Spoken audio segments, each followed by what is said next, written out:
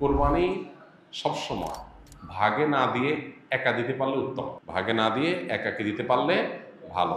গরুতে আপনি ভাগে কোরবানি দিলেন, সেটার চাইতে ছাগলে আপনি একাকি কোরবানি দিতে পারলে বেশি ভালো। কারণ সাধারণত এক ভাগ গরুতে কোরবানিতে যে টাকা চায়, সাধারণত জেনারেলি একটা ছাগলে অলমোস্ট সে পরিমাণ বা তার চেয়ে কোনো কোনো ক্ষেত্রে 1-2 হাজার আরও বেশি যায়। তাহলে আপনার অর্থ খরচ তো অলমোস্ট সমান বা বেশি হচ্ছে।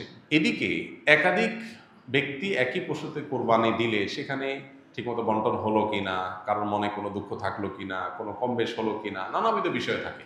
আপনি একাকি কোরবানি দিলে, ভাগে কোরবানি না দিলে এই সমস্ত ঝামেলার ঊর্ধ্বে আপনি উঠে গেলেন। তবে এটা ঠিক যে একাধিক ব্যক্তি যদি একটা পশুতে কোরবানি দেয় এবং কারোর নিয়তের ভিতরে ভেজাল থাকে, এর জন্য সবার নিয়ত নষ্ট হয়ে যাবে, কারোর কোরবানি হবে ব্যাপারটা সেরকম না। কারণ একজনের পাপের বোঝা আরেকজনের উপরে আসবে না।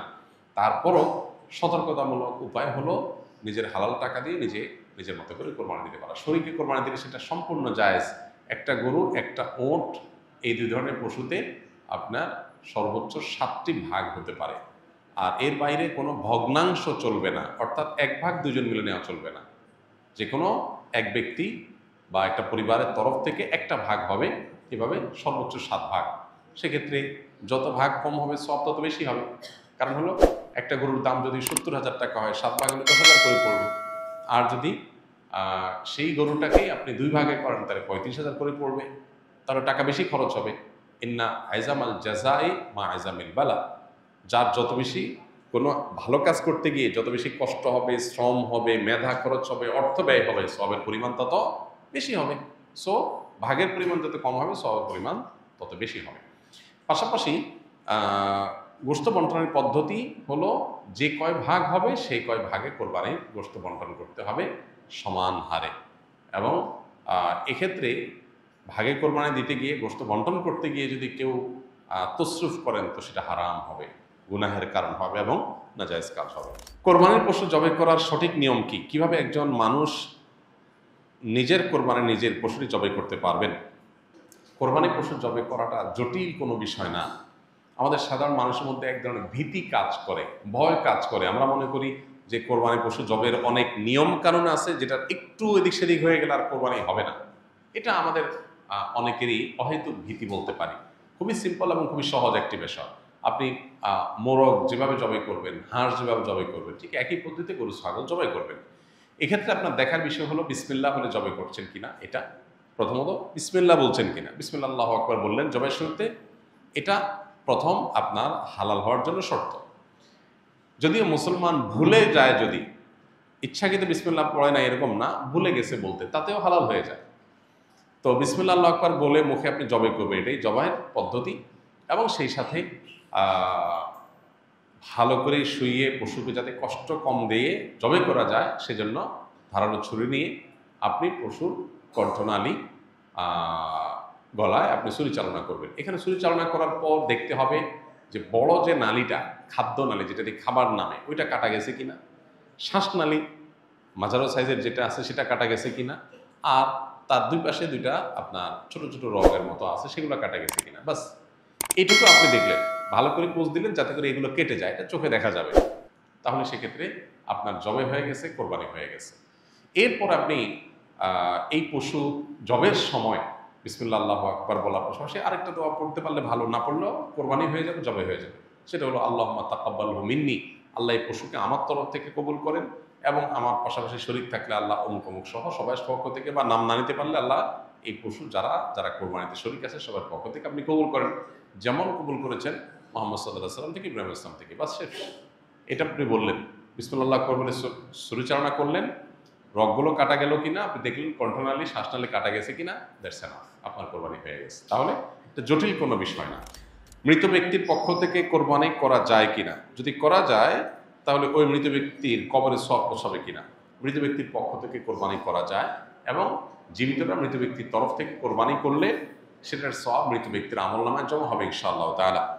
মৃত ব্যক্তির পক্ষ থেকে কোরবানি যে করা যায় এর বহু দলিল রয়েছে, বহু প্রমাণ রয়েছে। আলী রাদিয়াল্লাহু তাআলা আনহুর মধ্যে এটি তার আমল দ্বারা প্রমাণিত যে তিনি মৃত ব্যক্তির তরফ থেকে কোরবানি করেছেন, সাহাবীরা অনেকেই করেছেন। নবী করিম সাল্লাল্লাহু আলাইহি সাল্লাম তার তরফ থেকে করার পাশাপাশি ইব্রাহিম আলাইহিস সালাম এবং পরবর্তী উম্মার তরফ থেকে তিনি কোরবানি করেছেন। সো যিনি নাই, অনুপস্থিত বা মৃত, এই ব্যক্তির তরফ থেকে কোরবানি করা সর্বসম্মতিক্রমে ওলামা কেরামের জায়েজ। তবে হাম্বলি মাযহাব ওলামা কেরামের অনেকের মত হলো জীবিতদের সাথে যুক্ত করে মৃতদেরটা করা জায়েজ, যেটা রাসূল আকরাম সাল্লাল্লাহু আলাইহি ওয়াসাল্লাম করেছেন। আর অন্যান্য ওলামা কেরাম, হানাফি মাযহাব ওলামা কেরাম সহ অন্যদের মত হলো যে এরকম কোনো শর্ত নাই, বরং আপনি জীবিত ব্যক্তির তরফ থেকে একটা নাম, একটা তরফ থেকে একটা শরীক, আবার মৃতের তরফ থেকে একটা শরীক অথবা একটা পশু আলাদা করে কোরবানি করতে পারেন, কোনো অসুবিধা নেই। ক্রিকেট, ফুটবল, দাবা, ক্রামবোর্ড ইত্যাদি সহ এসব খেলা শরীয়তে জায়েজ কিনা, খেলাধুলার ব্যাপারে শরীয়তের দৃষ্টিভঙ্গি কি?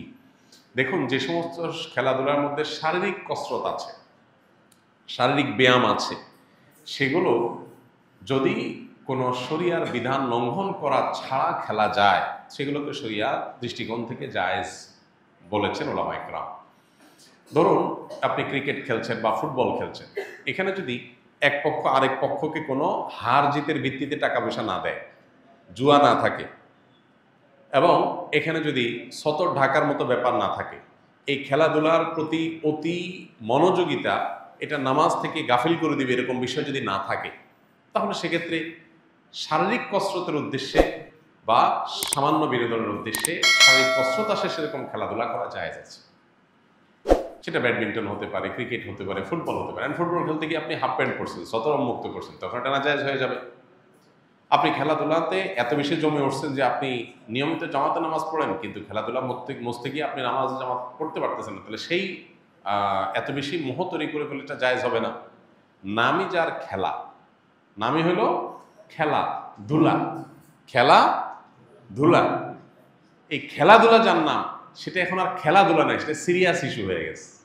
এটা এখন অনেকের জীবন জীবিকার ব্যাপার, এটা অনেক ইনকামের ব্যাপার, এটা মানুষকে ভুলায় রাখার একটা মন্ত্র, একটা মাধ্যম। এটার পেছনে হাজারটা বিষয় জড়িয়ে আছে। এজন্য ওই লেভেলের খেলাধুলা সেগুলো ভিন্ন। বাট আপনি নিজস্ব উদ্যোগে নিজেরা খেলাধুলা করলেন যেটাতে শারীরিক কসরত আছে। যেই খেলায় শারীরিক কসরত নাই, যেমন দাবা খেলা, লুডো খেলা, তারপরে ক্যারাম বোর্ড খেলা, তারপরে আপনার ওই যে কি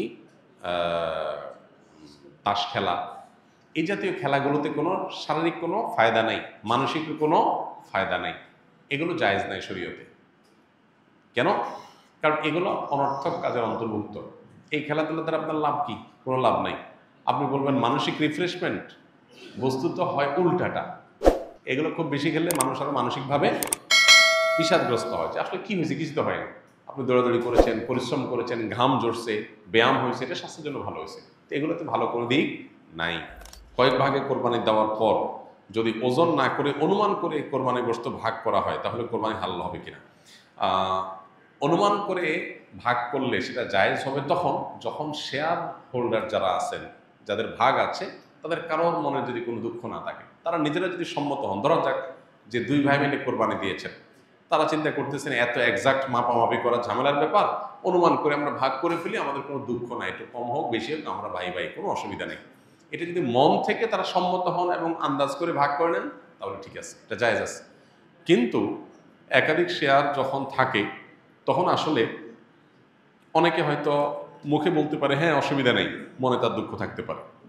এই জন্য সেফ এবং নিরাপদ হলো যথাযথভাবে সেটা পাল্লায় ওজন করে হোক আর কোনো গামলায় মেপে হোক, সমান সমান করে দেওয়া, এটা হলো সবচাইতে সেফ। যদি শেয়ার যারা আছেন তাদের কারণে দুঃখ নাই, এটা নিশ্চিত, তাহলে সেক্ষেত্রে আন্দাজ করে করলে অসুবিধা নেই।